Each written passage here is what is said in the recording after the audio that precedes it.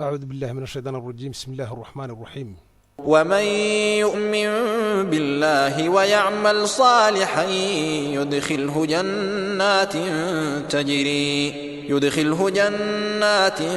تجري من تحتها الأنهار خالدين فيها أبدا قد أحسن الله له رزقا الله الذي خلق 7 سماوات ومن الأرض مثلهن يتنزل الأمر بينهن لتعلموا أن الله على كل شيء قدير وأن الله قد أحاط بكل شيء علما.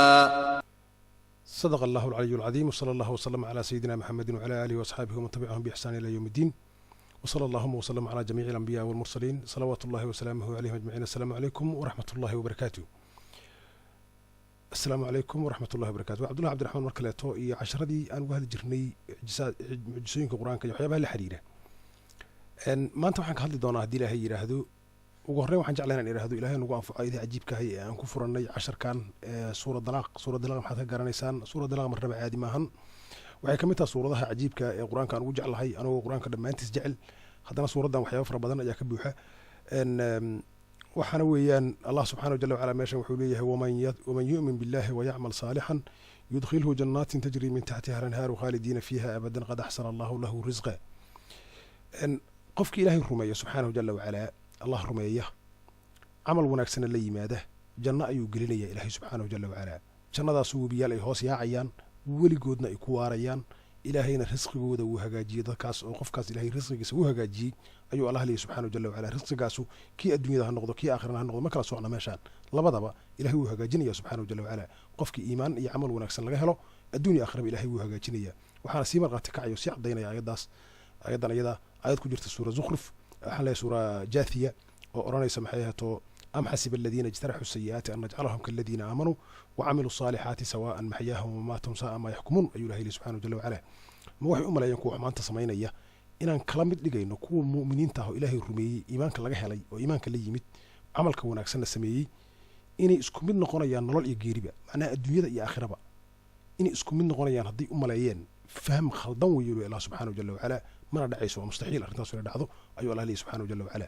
waxay xukumeen aad u xun yihiin leeyahay allah subxaanahu jalla wacala. marka mustaxiil weeye qof iimaan iyo camal laga helay saxa, midda saxdaa weeya, midda been abuurka maaha, fabricationka maahan.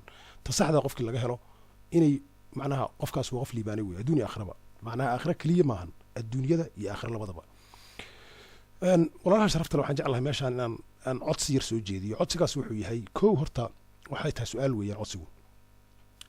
waxaan jeclahay ma garanaysaa waxyaabahan ilaahay ka hadlaya subxaanahu jalla wacala qofka ila socdo iimaan iyo camal saalixa maxaa laga wadaa marka la sheegayo? waxaan u malaynaa iimaan waa naqaanaa, intana ugu badan ummadda inta badan way taqaanaa allah in la rumeeyo subxaanahu jalla wacala keligii inuu yahay, cid shirki la ahno aysan jirin, adduunyada laale iyo aakhiro midna wax la wadaaga aysan jirin. taas waa ognahay kulligeen. malaa'igtiisa in la rumeeyo waa ognahay, kutubtiisa in la rumeeyo waa ognahay, maxay ahaato ambiyada in la rumeeyo waan ognahay, maalinta qiyaama in la rumeeyo waan ognahay, qadarka khayr iyo shar in la rumeeyana waan ognahay. inkastoo qaar ay ka murmaan qadarka, laakiin daliil ma hayaan dadkaasu. waa laga yaabaa dalaalaadka sida loo fahmayo inay ka murunsan yihiin, laakiin guud ahaan lama diidi karo oo wax loo diidaa meesha ma yaalaan. macnaha qadarka aan ka wadaa. kutubtana dadka qaar waxaan isleeyahay shakiya uga jira, laakiin waxaan soo qaadan doonaa casharo faahfaahinaya qaabka oo qur-aanku uga hadlayo waxyaabaha noocaas oo iimaanka la yidhaahdo. waxaan jeclahay meeshaan inaan idhaahdo haddii aad garanayso camalka wanaagsan waa wax wanaagsan, waxaan kugula talinaya inaad u faa'iideyso walaalkaaga aan aqoonta u lahayn. haddii aadan aqoonna waxaan isku dayi doonaa haddii ilahay yidhaha intaan awoodo inaan ku saacido oo aan wada faa'iideysano haddii ilaahay yidhaahdo, oo aniguna ajir aan ka helo adiguna aad ajir ka heshood barato haddii ilaahay yidhaahdo. waxaan ogahay kelimadda la yidhaha camal saalixa acmilu saalixaat in ummadda islaamku ay jaahil ka tahay ayaan ogahayo, iyo xaqiiqa ah. ummadda islaamku aqoon durugsan uma lahan maxay tahay camal saalixa. sababtuna waa tan ahaa meeshan waxaan ku haynaa qur-aankii ayaan ku haynaa, qur-aanka kariimka ah. camilu saalixaati aamanuu wa camilu saalixaati aamanuu wa camilu saalixaati aamanuu wa camilu iimaan iyo camal saalixa qofkii laga helo 52 aayadood si toosa ayay uga hadlayaan aamanuu wa camilu saalixaati 32 aayadoodna waxay ka hadlayaan ayaguna sidoo kaleeto camalan saalixan iimaan iyo camal saalixa aamana wa camila saalixan 30 iyo 50 iyo xoogaa guud ahaan haddii la isku daro 90 aayadood in ku dhowdhow oo qur'aanka ka mid ah ayaa waxay ka hadlaysaa iimaanka iyo camalka saalixa ee isla socda waa cajiib weeyaan marka maxaan u leeyahay ummadda islaamku aqoon uma lahan oo arrintan jaahil ay ka tahay waxaan jeclahay inaan idin tuso macnaha caddayn anugu badanaa waxaan isticmaalaa itus oo itaabsii macnaha dadka kuma wareeriyo waxbaa la yiri iyo saasa loo maleeyey maahan meeshan waxaan ku haynaa saxiix albukhaari kitaabka ugu culus weeyaan bacda alkitaabi illaahi subxaanahu jala wacala qur'aanka kitaabka islaamka ugu culus ee labaad weeyaan kitaabkaanu saxiix bukhaari anigoo xushmadu inuu haya sheekh maxamed bin ismaaciil albukhaari raximahullah iyo in allah intii diinta islaamka usoo maxayaato waqti iyo naf iyo maalba ku bixisaba anoo abaal weyn iyo asxaan weyn u haya iyo sharaf iyo qadarin ayaa waxaan jeclay inaan meeshaan wax yar idinka tuso walaalaha sharafta ila socdow cid walba ayaan arrintan jeclahay inay aragto meeshaan waxaad ku aragtaan baab weeyaan kitaabu bad'i lwaxyi kitaabu liimaan kitaabu lcilmi iimaanka halkaanuu ku jiraa walow aan geli doono waqtigeeda aan tegi doono haddii ilaah yidhahdo kitaabu lwuduu macnaha baab weeyaan dhammaantiis ayaan eegaynaa baab kasta ayaan eegaynaa waxaan ka eegaynaa baab la yidhaahdo acmaalu saalixaad ka eega keligiis maahan in allah inta turaahta islaamku ay tahay dhammaanteed ka eega baab ama kutubo laga qoray ummadda islaamku ay ka qortay acmaalu saalixaad waa maxay maxaa acmaalu saalixaad noqon kara qur'aanku ma ka hadlay acmaalu saalixaad wax ay tahay ma naqaanaa maxaa laga wadaa marka la leeyahay acmaalu saalixaad waxaa garanti ah oo garanti macnaha hubaal ah oo la hubaa inta kale lama hubo laakiin shay la hubo binasi alqur'aan la hubo ay caddahay in lagu janno gelaya waxaa ka jira iimaan iyo camal wanaagsan oo isla socda qofkii laga helo garanti waaye waxa weeye wax aan in yar oo dhibic aho aysan ku jirin weeyaan shaygan saas u culus oo diinta islaamka miisaankaas culus ku leh in laga waayo turaaftii islaamka cidna barta waxa ay yihiin anigu waxaan isleeyahay waxay ku tahay ummadda islaamka gaar ahaan culummada islaamka anoo xushmadu inuu hayo sheegay inaan xushmadu inuu hayo culummada islaamka waxay ku tahay wejigabaxay ku tahay runtii waxay ku tahay in laga gaabiyo culummada islaamka ay ka gaabisay shay muhiima macnaha rugni culus oo diinta islaamka ku jira in dadkii laga qariyey ama aqoon darro ay jirto ayaa meeshaa ka muuqata oo ay noqotay sheeko musalsalaho hebel muxuu yiri kaasun macnaha aysan jirinba in la sameeyo maskax furan oo lagu baaro diinta islaamka qur'aanku muxuu sheegay qur'aanku wuxuu ilaahay leeyahay subxaanahu jalla wacala ku caddaynaya ilaahay wuxuu jecel yahay mutaqiinta ilaahay wuxuu jecel yahay kuwa cadliga fala ilaahay wuxuu waxyaabahaas oo idil qof ilaahay jeclaaday hadduu qof raalli ka yahay weeyaan waxyaabaha noocaasa dadka in la baro waayo marka calaa kulli xaal waxyaabahaas waxaan usoo qaatay caddayn ayaan usoo qaatay inaan idin tuso sida wax yihiin xaqiiqadu ay tahay waxaan gelaynaa markaana haddii ilaahay yidhaahdo arrinta cajiibka ee ah maxay tahay acmaalu saalixaad waxaan hore usoo qaadanay dhowr arrimood oo qur'aanku qaabka u sharaxayo acmaalu saalixaad ah waxaan soo qaadanay jihaad fii sabiilillaahi oo xaqa oo saxa oo aan ahayn midka dulanka adduunyada ka socda inuu noqonayo camal saalixa inuu noqonayo waa kaa suura bara aayadda 120 ayay ku caddahay aayadda ku xigta aayaddaas 121 suura bara waxay sheegaysaa nafaqada ha yaraato hase badnaatee allah subxaanahu jalla wacala inuu noo qorayo xasana inuu noo qorayo macnaa camalka ugu wanaagsan ee aan samaynay inuu noo qorayo haddaan sadaqa bixinno camalka ugu wanaagsan oo samayn kartaa waxa weeyaan iimaan iyo camal wanaagsan oo isla socda markii laga helo waxaan kaloo soo ogaanay oo aan meeshaan jeclahay inaan mar kale ku xuso camalka wanaagsan 3-4 meelood ugu yaraan aan ka soo ogaanay kow fasaadka dhulka la fasaadinayo in ay noqonayso wax ka soo horjeeda camalka wanaagsan oo la ogolayn aladiina yufsiduuna fi lardi walaa yuslixuun dhulka oo la fasaadinayo see loo fasaadinayaa wax walba lagu samaynaya qashina lagu sii daynaya badiyaa la hadlaynaya maxay ahaato dhiigaa lagu daadinaya maxay ahaato xan iyo isku dir iyo balaayaa laga shaqaynaya arradaa la fasaadinaya fasaad ayaa laga shaqaynaya wax kharibaa laga shaqaynaya waxaa laga shaqaynayaa laaluush, waxaa laga shaqaynayaa maxay ahayd qish, waxaa laga shaqaynayaa xan, macnaha wax daacad daro ay ka buuxdo iyo dulun iyo shaqa xumo iyo qaab daro ayaa maxay ahayd lagu fasaadinayaa.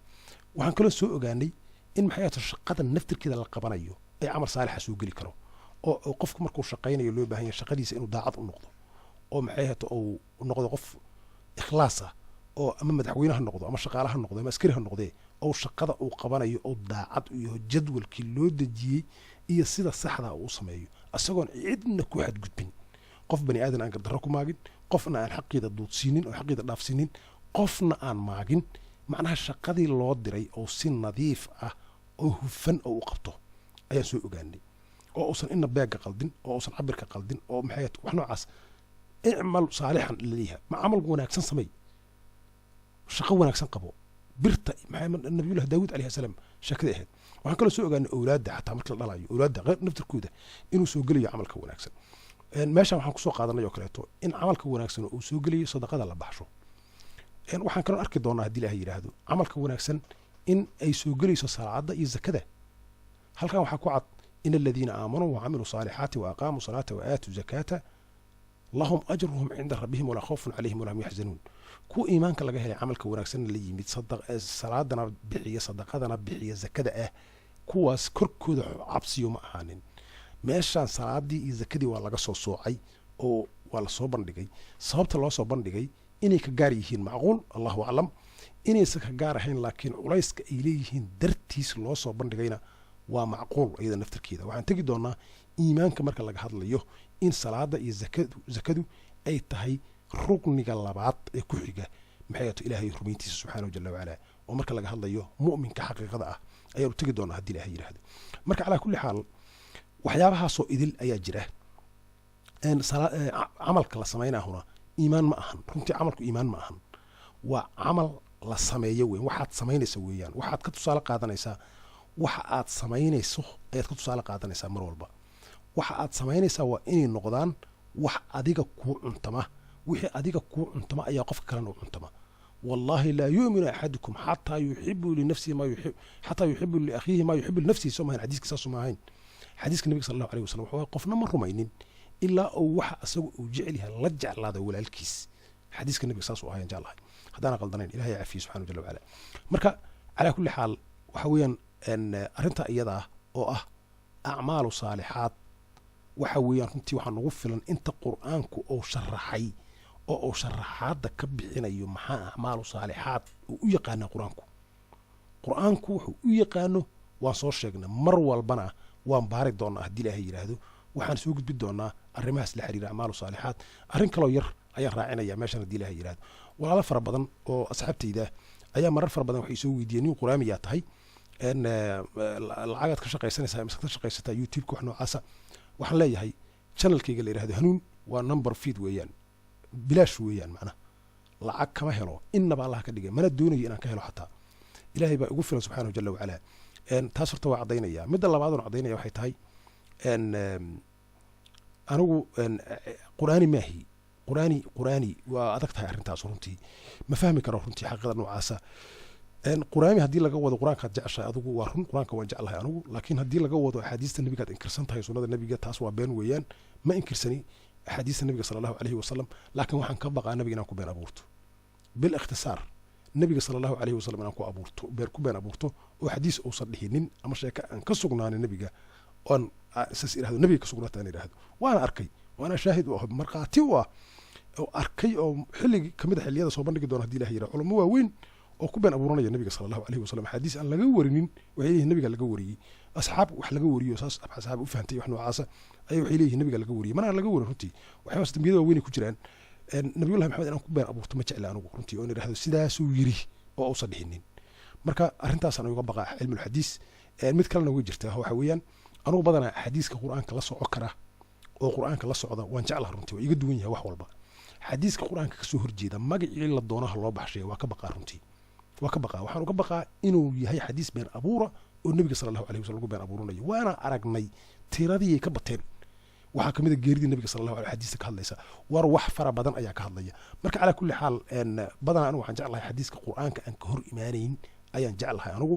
laakiin guud ahaan sunnada nebiga inaan diido taas mustaxiil weeyaan mana jirto sidaasaan jeclaa lahay warbixinta noocaas inaan siiyo midda ugu dambayso raacinaya waxay tahay waxaa laga yaaba dad fara badan dhihi lahaayeen aqoontii macnaha aan isbaran lahayn oo ay jeclaa lahay inaan kasoo baxo shaashadaha wax noocaasa taas waa iska imaanaysaa waqtigeeda haddii ilaahay yidhaahdo aniga waxaa la yidhahdaa cabdullahi cabdiraxmaan waxaan kasoo jeedaa soomaaliyaan ahay soomaali ku dhashay bartamaha soomaaliya qur-aanka loogu bilaabay 4 jir 7 jir intaana gaarin qur-aanka xaafid ayaan ahay sidaas weeyaan taariikhdaydu walaal soomaaliyeed oo jecel diinta islaamka ayaan ahay waan isbara doonaa xilligay munaasabka tahay mana haysto qalabkii sawirada iyo waxyaabaha noocaasa ku fiicnahay mana doonayo cidna inaan baryo anugu haddii ilaahay yidhaahdo marka waqtigeedaan suganayna haddii ilaahay yidhaahdo intaas ayaan jeclahay inaan kusoo gabagabeeyo walaalaha sharafta leh shakina ma jiro meeshaan iyo waxyaabaha noocaas oo laga shakinayo hibil quraani waaye wax noocaasa waa wixii fikradii reer galbeedka weeyaan waxyaabaha noocaasu qof qur-aanka jecel waa qof qur-aanka jecel wanaagsan weeyaan qofku wuxuu ku khaldayana waxa la dhihi karaa waa noocaas markii aad fahanto xaqiiqada ah